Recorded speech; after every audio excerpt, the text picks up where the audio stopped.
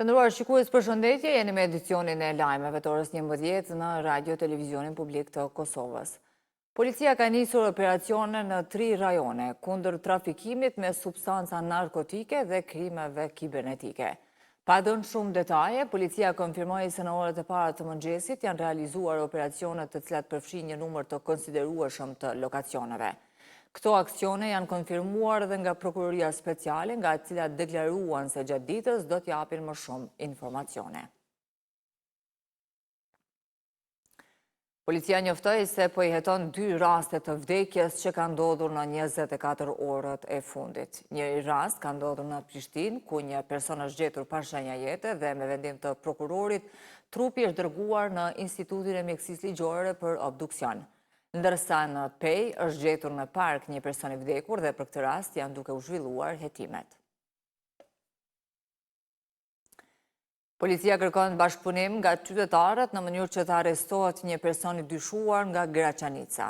I dyshuari kërkohet për veprën penale të vjedhjes. Duke publikuar dhe fotografinë nxjerrë nga kamerat e sigurisë, policia kërkon që kushdo që ka informacione të njoftojë në numrin 192. Një shtetas i Serbisë është arrestuar në rrugën Isa Bolitini në Mitrovic. Dyshohet se ai u ka ofruar zyrtarëve policor para të gatshme në formë rrushfeti. Policia njoftoi se me vendim të prokurorit, i dyshuari pas intervistimit është dërguar në mbajtje dhe rasti është iniciuar si dhënje rrushfeti. KFOR-i, EULEX-i dhe Policia e Kosovës do të zhvillojnë aktivitete stërvitore së bashku në kuadër të ushtrimit Shpata e Artë 2025 në kampin Vrella në Prishtinë. Me datën 9 dhe 10 qershor, këto forcat të sigurisë do të testojnë zbatimin e procedurave për menaxhimin e krizave në skenar të ndryshëm sigurie dhe do të ndihmojnë në përmirësimin e aftësisë së këtyre institucioneve për të operuar së bashku. Në këtë ushtrim do të marrin pjesë mbi 600 pjesëtarë.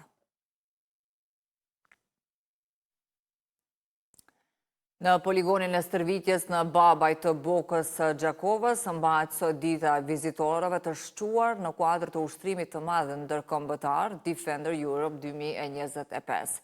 Ngjarja do t'jetë e hapur për medje, ku të pranishëm do t'jenë edhe drejtuesit e institucioneve shtetërore, si dhe përfaqësues të vendeve të NATO-s, e oficer të lartë të Forcës së Sigurisë së Kosovës dhe të shteteve pjesëmarrëse në ushtrim.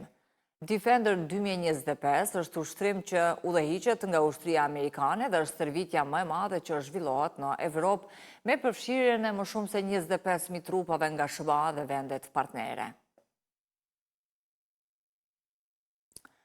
Po vazhdon sot në ditën e dytë forumin ndërkombëtar për gratë, paqen dhe sigurinë që po mbahet në Prishtinë në organizimin e presidentës Vjosa Osmani. Në këtë forum, ku po marrin pjesë lider botror dhe aktivist, mes tjerash u nderuan zërat e grave që u kanë mbijetuar dhunës dhe humbjeve më të rënda të luftës.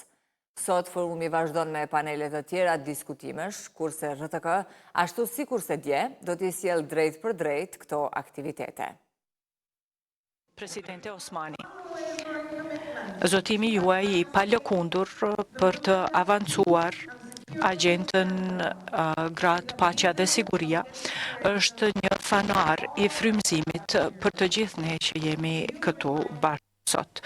Ju na rikujtoni që leadershipi, udhëheqja nuk ka të bëjë vetëm me kryerjen e një detyre publike, por luajtjen e një roli për zërat që kanë qenë të heshtur tepër gjatë dhe për të çuar më tutje përpjekjet për drejtësi, përfshirje dhe paqe.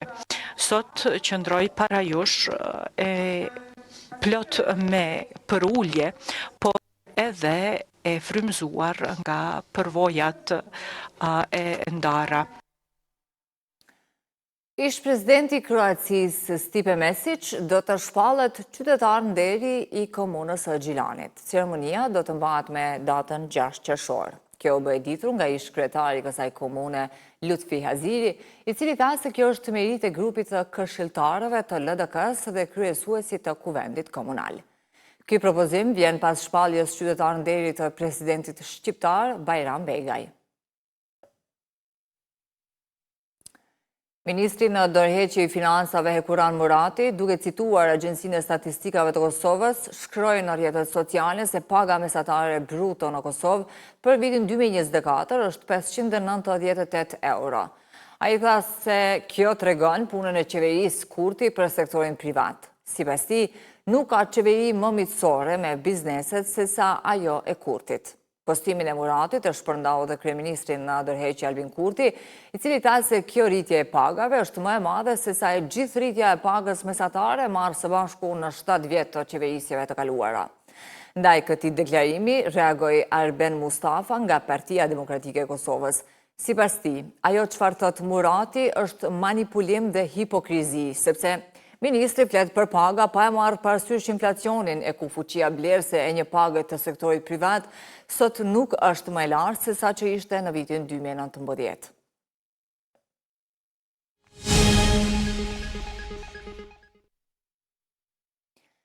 Kombëtarja e Kosovës në boks do t'jetë pjesë e turneut ndërkombëtar memorial Vllaznia 2025 që mbahet në Shkodër nga data 5 qershor e që zgjat 4 ditë.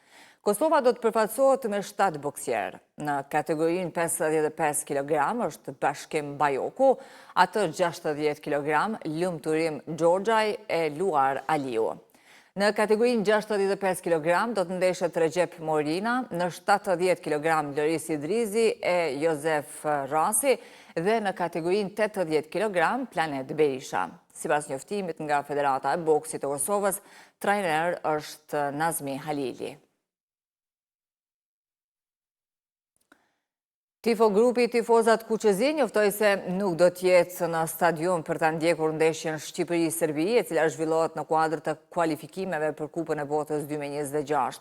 Kjo është hera e parë në 21 vjet që grupi do të mungojë në një përballje të tillë të kombëtarës shqiptare në shtëpi dhe sipas tyre kjo bëhet për shkak të trajtimit të padrejtë nga Federata Shqiptare e Futbollit. Tifozët Kuqezi janë shprehur se nuk janë përfshirë fare në procesin e shitjes së biletave për këtë ndeshje për shkak të një shorti sipas tyre të rrem që është përdorur për t'i favorizuar agjensitë turistike dhe rrjetet e mbyllura të interesave. Shqipëria dhe Serbia bëjnë pjesë në grupin K të zonës UEFA bashkë me Anglinë, Letoninë dhe Andorrën.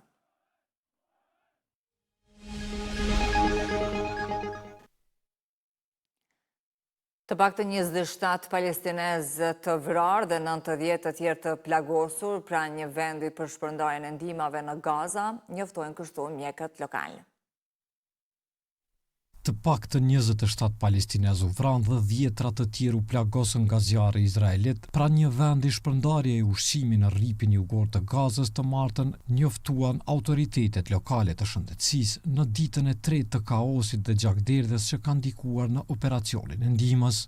Ushtria izraelite tha se forcat e saj kishin hapur zjarr ndaj një grupi individësh që kishin devijuar nga rrugët e caktuara të hyrjes pranë qendrës së shpërndarjes në Rafa. Vdekjet erdhën disa orë pasi Izraeli tha se 3 ushtarë të saj ishin vrarë në luftime në rripin verior të Gazës, ndërsa vazhduan me një ofenzivë disa mujore kundër militantëve të Hamasit që ka shkatruar pjesën më të madhe të enklavës. Një zëdhënës i Komitetit Ndërkombëtar të Kryqit të Kuqit tha agjencisë së lajmeve Reuters se spitali i tyre fushor në Rafa ka pranuar 184 viktima, duke shtuar se 19 prej tyre u shpallën të vdekur pas arritjes dhe 8 të tjerë vdiqën nga plagët e tyre menjëherë pas kësaj. Më shumë se 35 pacient kërkuan ndërhyrje të menjëhershme, shtoi zëdhënësi. Fondacioni Humanitar i Gazës i mbështetur nga SBA hapi pikat e para të shpërndarjes javën e kaluar në një përpjekje për të lehtësuar urinë për hapur në mesin e popullsisë së Gazës së goditur nga lufta, shumica të cilëve janë detyruar të braktisin shtëpitë e tyre për t'u larguar luftimeve. Plani i ndihmës i fondacionit, i cili anashkalon grupe tradicionale të ndihmës, është kritikuar ashpër nga Kombet e Bashkuara dhe organizatat bamirëse të themeluara, të cilat thonë se nuk ndjek parimet humanitare. Megjithatë, ka pasur raportime për vrasje të përsëritura pranë Rafës, ndërsa turmat mblidheshin për të marrë furnizimet e nevojshme urgjente. Të dielën zyrtarët palestinezë dhe ndërkombëtar raportuan se 31 persona u vranë dhe 10 të tjerë u plagosën. Të hënën 3 palestinezë të tjerë u raportuan të vrarë nga zjarri izraelit. Të nderuar shikues, ishte kjo tërë që kishim përgatitur për këtë edicion të lajmeve. Për këto dhe zhvillimet të tjera të ditës, takohemi në edicionin e orës 13. Faleminderit për vëmendje, mirupafshim.